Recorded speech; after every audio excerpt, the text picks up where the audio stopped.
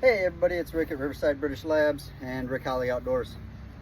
So it's July and I'm already just dying for September.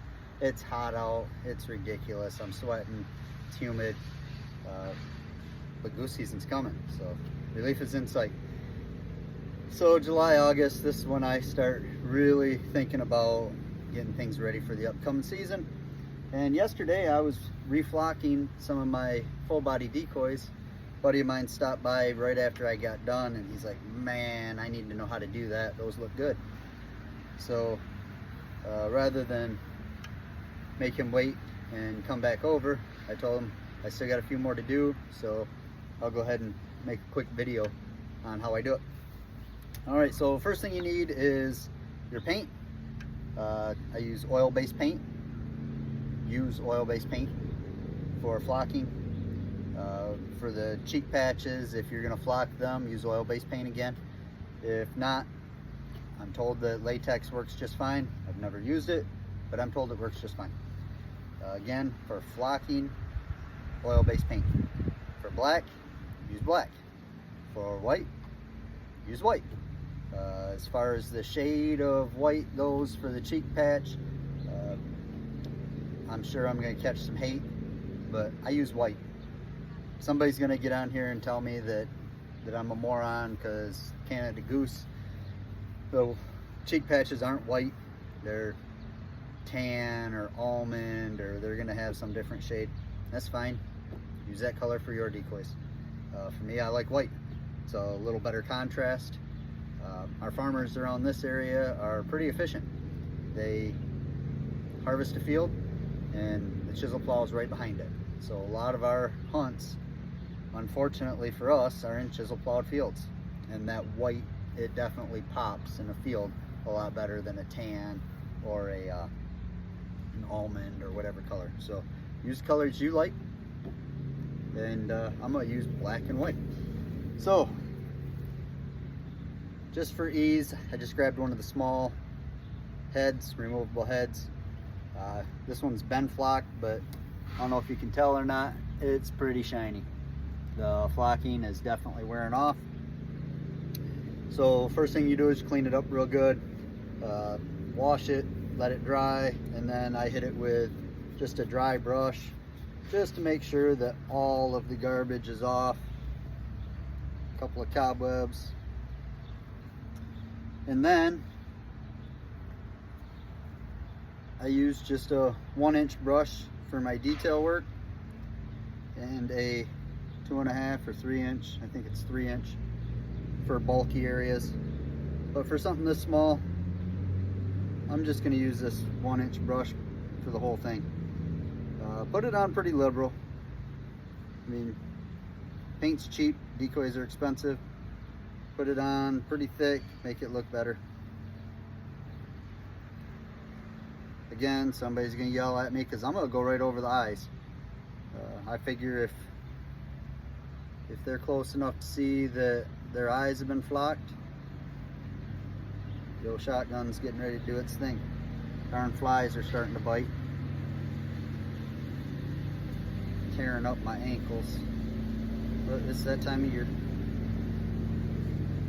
So I try to be real careful around the cheek patches, but if I get some on the white, it's not the end of the world, because I'm going to paint those white anyways. Obviously it's easier to not have to paint over black, but again, it's not the end of the world.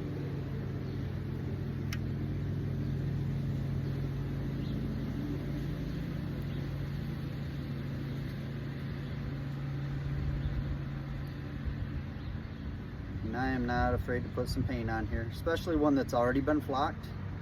And yes, I do underneath the chin. Again, I don't think that it has to be real particular. You gotta be super careful under the chin. If a goose is looking at the underside of one of my decoys, shotgun's already done its thing and it's laying flat on its back looking up in the air. But I go ahead and do it anyways.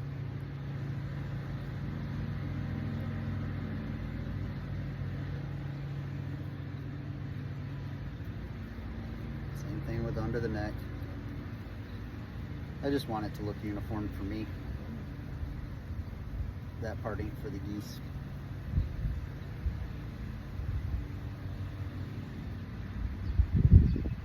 So I just hold it where I'm not painting.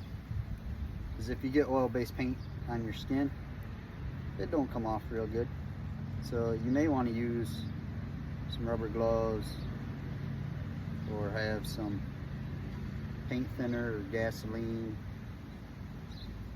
diesel fuel handy to clean it up. Obviously I'm not telling you to put any of that stuff on your hands, but do what you gotta do.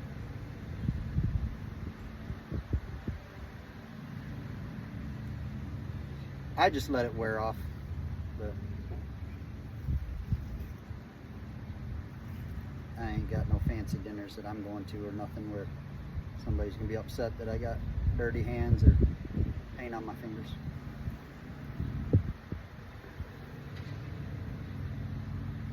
So I just make sure the whole thing looks wet. When you're doing this, you'll see some spots that drew that paint right in, or you might have missed. It's just gonna look like dull spots. All right, so it's all good and wet. Then what I do is I use flocking material that I get off from Amazon, and I've got just a cheap sifter from the home section, home goods of Walmart. I think I paid maybe $2-3 for it. I've seen the big flour sifters and they work good. For me, I like how small and compact this is. It's easier to store. They're super cheap, so I've got one for each color. Because I also do the green heads on my duck decoys, and I'm thinking about trying the white on my geese. I just haven't done it yet.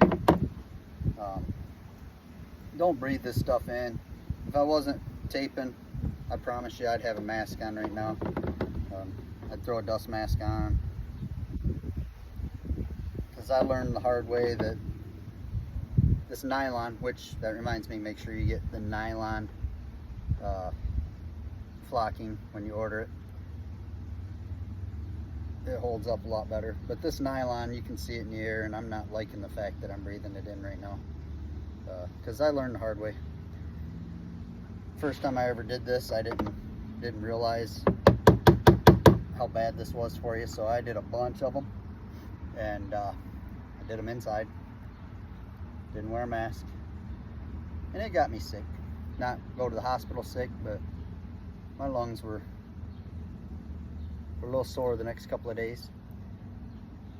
So again, I just use the sifter, gently shake it over the top of the decoy inside the tote.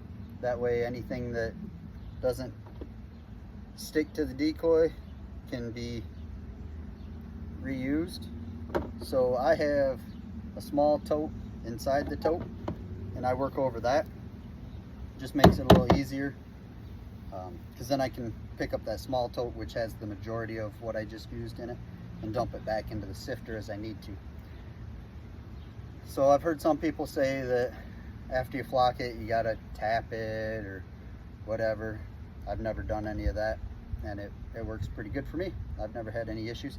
I just tap it on the side to knock all of the loose stuff off, and that looks like a brand new decoy head, except for the white. White looks terrible. So what I do is, again, I use oil-based paint, and give it a little stir. I use oil-based paint. I'm told you can use latex. I just haven't tried it. And like I said, I'm using white. Don't hate me for it. You certainly are welcome to use whatever color you prefer.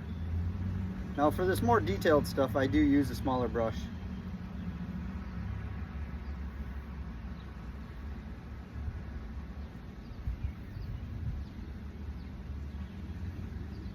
And I just go through and I paint the whole cheek section. Not with that one, because I just dipped it in black. And you grab another brush. It just so happens I got a spare right here.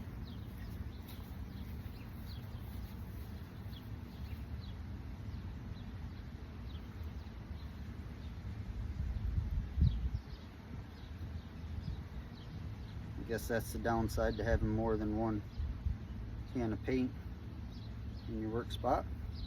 So normally what I do is I'll go through and I'll do all of the black on all the decoys, and then when I'm done I'll follow back through and do all of the cheek patches in white. And then a lot of my decoys, the head isn't removable. Some are.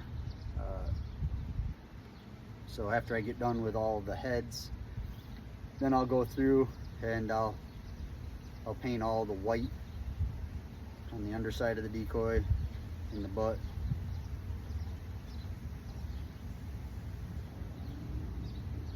If you've ever flocked the white section on your Canada goose decoy, let me know if you thought it was worthwhile, or if maybe one of your buddies flocked it. Did you see a difference in the way the geese responded to your decoys? So there we go. Looks like a brand new decoy. All right, I appreciate you guys. That's what I got for you. Y'all stay safe.